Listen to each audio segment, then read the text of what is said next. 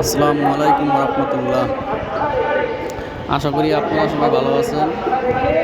আলহামদুলিল্লাহ, আমিও ভালো আছি।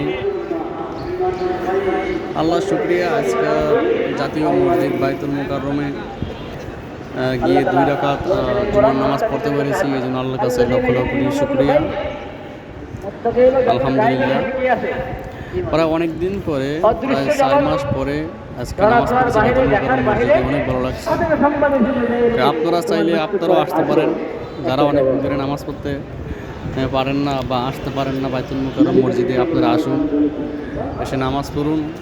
মনটা অনেক ভালো লাগবে। এখানে লক্ষ লক্ষ মানুষ থাকে, নামাজ পড়তে খুব ভালো লাগে।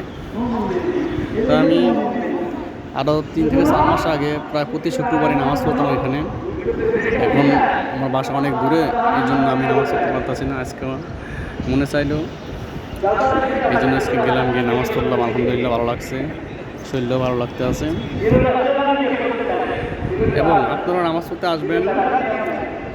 আমাদের ভিডিওটা যদি ভালো লাগে অবশ্যই কমেন্ট করবেন, শেয়ার করবেন, লাইক করবেন এবং সাবস্ক্রাইব করবেন।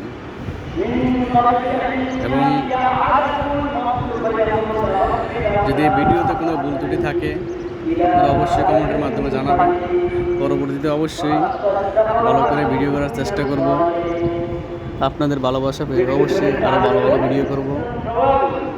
সবাই ভালো থাকবেন, সুস্থ থাকবেন। আসসালামু আলাইকুম রহমতুল্লাহ।